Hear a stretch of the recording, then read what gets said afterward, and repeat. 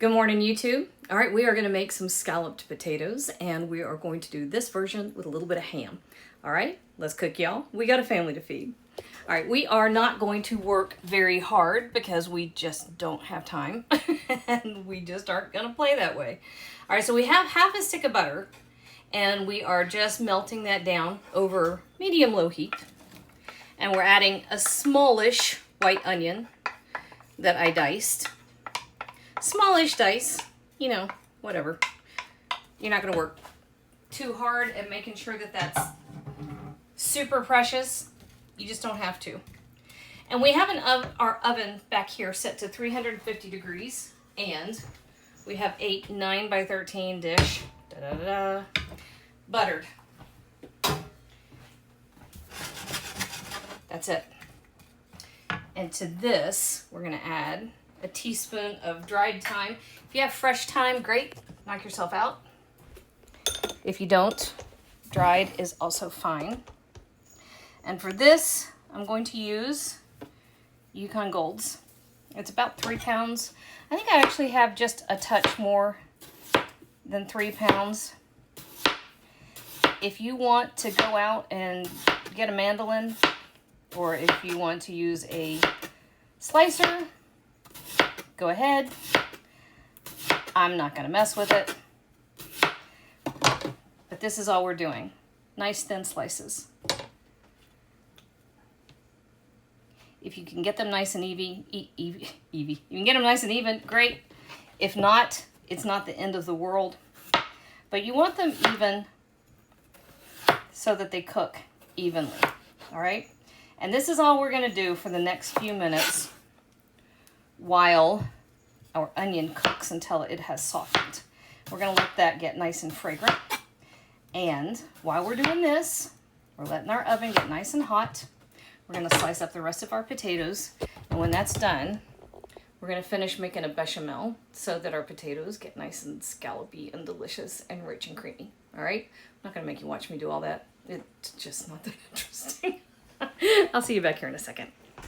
All right, our onions, almost went a touch too long. You want them to get nice and soft and sweated down. You don't really want them to get golden. I got distracted by my puppy. So, you know what? If they get golden, it's not the end of the world. Let them get golden. Pet your puppy. All right, so we're gonna make a bechamel. So we had half a stick of butter in here. So we want to add about 1/4 cup of flour. I went a little heavy on the flour, like I usually do. I like my bechamel a bit stiffer than is traditionally the classic ratio. Why? I don't know. I just do. Also, I have over here 2 cups of diced ham. Use whatever you like. I tend to buy ham steaks. That's Kinsley's favorite. And the package we buy at the Warehouse Club always results in like 2 to 3 cups of leftover. So I end up with just enough for a casserole. It's just what we end up with. All right, so you're cooking your butter and flour mixture at that point just until you've got it incorporated. Now, this is 3.5 cups. No, it's not. It's 3 cups of whole milk. I see you, Bladen. And 1/2 cup of chicken broth. I've been making homemade chicken broth again, finally. Although I've been cheating a little bit. I've been getting rotisserie chickens at the Warehouse Clubs. That's one of those things that are still the original price. The Warehouse Clubs still have the rotisserie chickens for, depends on which one you go to. The one I go to has them for $3.99. You can find them for $4.99. And I'll stop by at the beginning of the week and I'll get 3. That's the limit. You can have 3.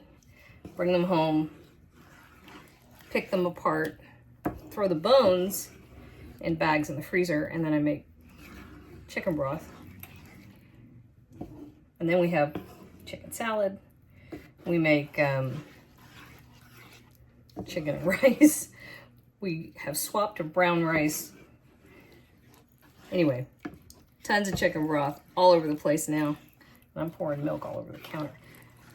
All right, so to make your bechamel, just slowly add your liquids in, and you stir as you pour, and you don't need it super hot. You really only need this to come up to a simmer, but if you stir slowly and add slowly, you won't have it lumpy.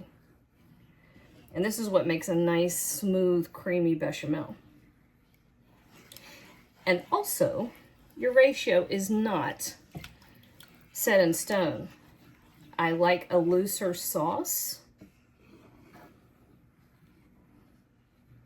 when I'm dealing with potatoes. And we're also going to add cheese later, and we're going to bake it. So you're going to have some starch coming off of your potatoes. All of that to say is, with flour, when you're making a sauce that is thickened with flour, you'll get your full thickening power once it comes up to a boil, right? So work slowly, stir it in as you go. Once it comes up to a simmer and you have cooked off that raw flour taste by simmering for a minute, then you'll know how thick it's going to get. And then because it's a cream sauce or a milk sauce, a white sauce with a little bit of chicken broth in there, because of all of those things, it will also continue to thicken up a little bit after that. And it will get some starch from the potato. Even though we're using Yukon Golds, they're not a really starchy potato. You'll get some. All that being said, once it's come up to a boil, take a look at how thick it is and see if that's what you like. That's the big rule. That's the thing about cooking that I love most. Make it the way you like. All right, here's the other thing. Taste it. I know it's going to need salt and pepper. Oh, yep, needs it bad. So, salt and pepper.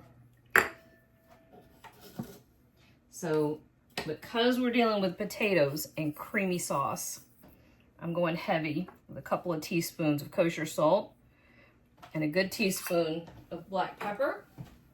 And the other thing I'm going to do here is pull out mustard powder. So I've got a good teaspoon of mustard powder, which is a great thing in a cream sauce. And also, I'm going to find my nutmeg right here. And I'm going to find my grater. Give me just a second. All right, we have come to a simmer, and I like it. All right, so a wee bit of nutmeg. Not a ton, but just a bit. Just smell that. That is the most amazing, and I think that is the most beautiful pattern. I wish I could panel a house in nutmeg. That is so pretty. Okay, so I went ahead and I made the first layer of potatoes. And I gave it a sprinkle of salt. Not a ton, just a little bit. Just a kosher salt. All right, and then I'm going to give it just a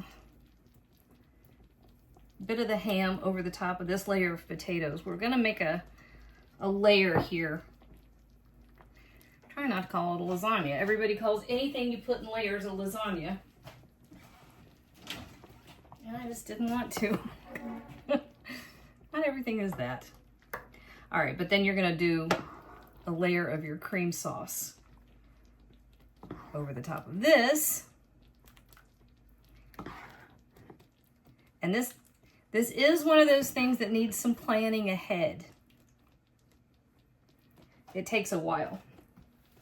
Potatoes packed in together tightly take some cooking. They take a while. So also when you're going through this, if you've got any potatoes that didn't get well and thinly cut, like see how thick that one is? He's fired, okay? So at this point, I'm just going over the top again with my layers.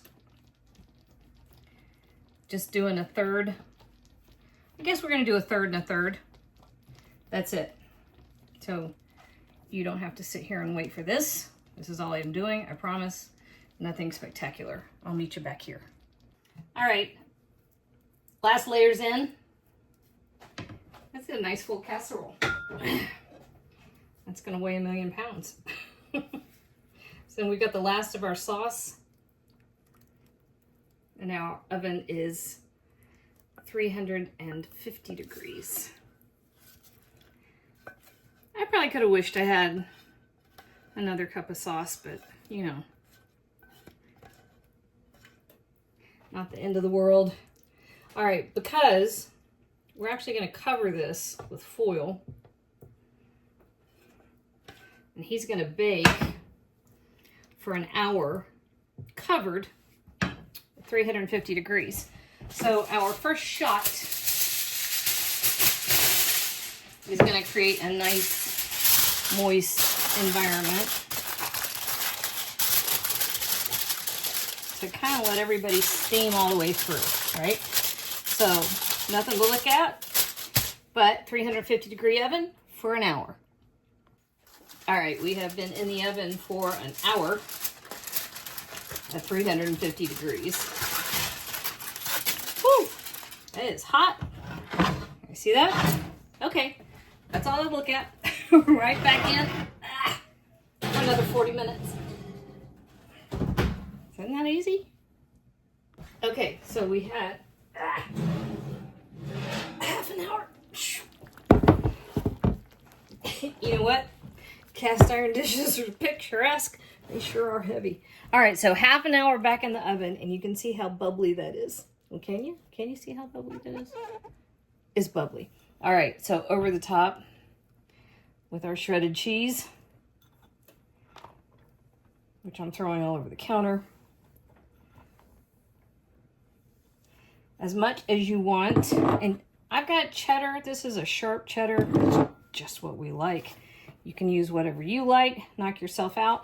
And then back in the oven, just long enough to get your cheese nice and melted. Preferably toasty. I'd say at least 10 minutes.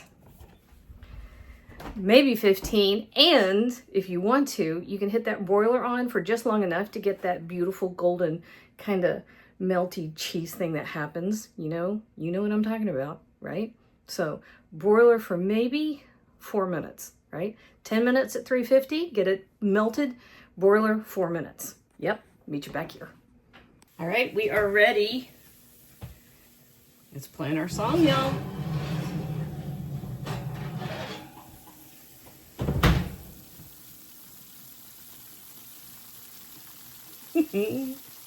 Music to my ears. That's what I'm talking about. All right.